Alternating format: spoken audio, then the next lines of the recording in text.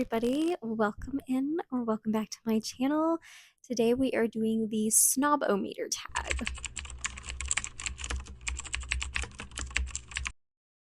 Alright, so I've been seeing some really fun tags going around the past couple months, and baby coming this month, I figured I would film at least one or two here so that I'd have a couple videos just in case I don't get finished with some reading vlogs before baby comes. So I hope you guys will enjoy, and yeah, let's just get started. The first question is, what is your definition of book snobbery? And I guess I just kind of think of it as being like judgmental or overly particular on certain things, like I guess that's kind of what pops up in my mind is if somebody's way overly particular on a certain thing. And I feel like most of us who love books are overly particular on something about books. So I kind of feel like we probably are all a little snobbish, but maybe that's just me. Number two is there a genre or a type of book that you would never consider reading? I've said before, I'm not into horror really. I have read one Stephen King novel though. I'm not completely against checking out things, I guess. I'm a pretty well-rounded reader, but horror is not really my thing. Along with that, like super spicy or erotica type of stuff, I'm not into. I'm not going to even try that stuff out. Besides that, I can't really think of much because, like I said, I feel like I'm a pretty well-rounded reader and I am fine diving into different genres. So, on that note, question number 3 is, does erotica count as literature? I guess in the technical sense of the word, it would technically. Should it? Or, does it hold up to what most literature is? I don't think so. I think it's disgusting and should not be considered literature. But technically, I suppose just by like actual definition of what literature is, it is technically literature. So, question number 4, is it better to read classic books or popular books? Yes and no, I guess. Like, I feel like for me, a classic book doesn't negate like whether or not a book is good, and a popular book does not negate whether or not the book is good. There are amazing classic books and there are amazing popular books, and there are also really sucky and awful terrible classic books and really sucky and awful terrible popular books. So to me, it's more just quality and substance. I do kind of feel like there's probably more in the classic genre that has more substance, that is good, than maybe the popular genre, because there's just so much awful, nasty stuff in popular books nowadays, it seems like. But I also haven't read, even half of what there is. So I feel like I can't definitively say. But yeah, I don't really think like the title of popular or the title of classic tells us like, oh, which is ultimately better, if that makes sense. Question number 5, have you ever bragged about reading a classic book in order to make yourself sound smart? I have bragged about like reading classics or like how many classics or what classics I've read before.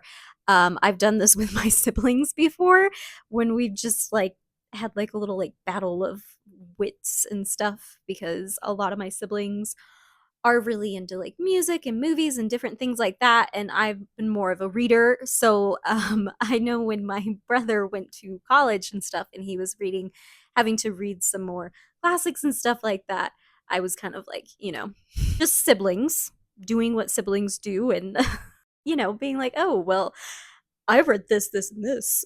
Connor, have you? Yada yada yada. Like just silly nonsense like that. In that sense, I have. I don't think I've ever like gone off and done it outside of my family and done it in like a, oh look how smart and sophisticated I am. I don't think I've done that, but I have like in amongst my siblings. Number 6 is, do audiobooks count as reading? And what about graphic novels and comic books? So I would say yes. I know that, not everybody can read physically very well because of different things. So I definitely think that they count as books and all of it audio, comic, and graphic novels. But for me, I definitely categorize them differently.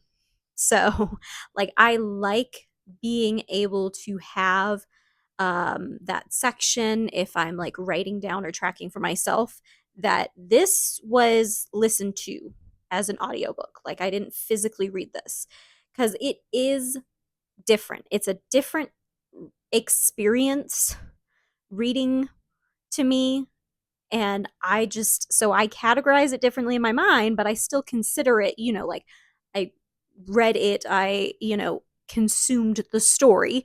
A lot of the stories, started out as just being told out loud, so they were listened to and stuff originally back in the day anyway. So, and then comic books and graphic novels too. Like, I consider that, yes, but I might not I might not credit myself as much for reading a comic book or a graphic novel because I'm like, well, it wasn't like a full length book or whatnot, but I did, like, I read it and I will like put it down and stuff. But I have had trouble like feeling like it wasn't like a full book when I read a manga or something like that, which is like a Japanese graphic novel kind of.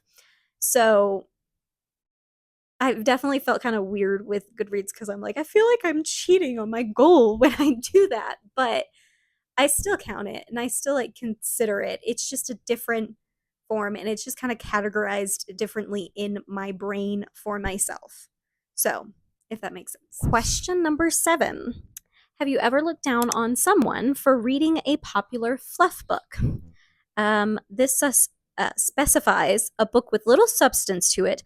For example, a self help book or celebrity memoir. I am going to be 100% honest with you. I probably have, like, I don't know about like look down on, but probably been like, why are you reading that? Like, especially with self help, because yeah, like it's more of, for self help, like, it's more of, instead of like looking down and being like, oh goodness grief it or whatnot, it's more of like, girl, pick up your Bible. Like, pick up a Christian, like, you need Jesus, not some mental mumbo jumbo that's not going to give you any answers or make you feel better at the end of the day. Like, that's where my mind goes. Obviously, there are kind of like more self help that are biblically based. So that's a little bit of a different category in my mind, I guess. Um, but just like popular self help books, I'm just kind of sitting here. And a lot of times, it's not like there's absolutely awful things all throughout it either.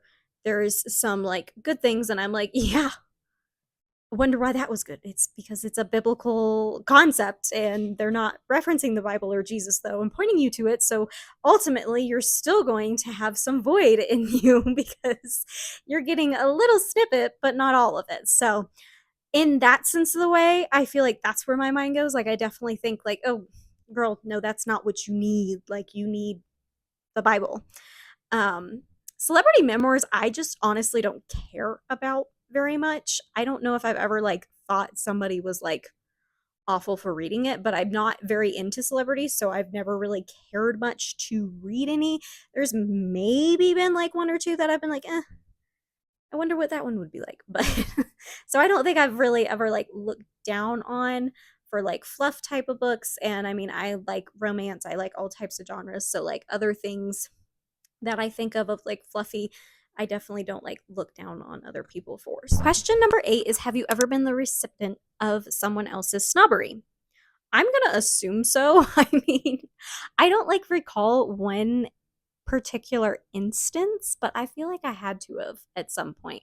I have been reading most of my life, and I like started a book club, not like started a book club myself, but like I started going to a book club when I was like 8 to 12, like at my local library. So I feel like there was probably definitely some snobbery that I vaguely remember within that group of like when people would like certain things and the others wouldn't. So I feel like I have been. I just don't like particularly remember specifics, if that makes sense. Question number 9, would you ever be friends with a book snob? Maybe you already are. Sure, I would. And I say that because I feel like all of us probably have a little bit of book snob in us. So, and I feel like if you would not be friends with a book snob, or like if you just thought like, oh no, I could never, because they're too whatever on this and stuff like that, or at least the way I'm by the way I am defining book snobbery. um I feel like that would make you like the biggest book snob, wouldn't it? To just kind of be like, no, because of this particular thing that you don't like, I can't be friends with you. Like, wouldn't that be the ultimate like snobbish that you could get? Question number 10, are people who don't read less sophisticated than people who do read? I feel like this is a hard question because, like, what are we talking about when we say sophisticated? Because there are literally statistics and stuff on people who read, like, being more able to comprehend more, being, like smarter in certain ways, like scoring and having a lot higher things all around than people who do not read at all.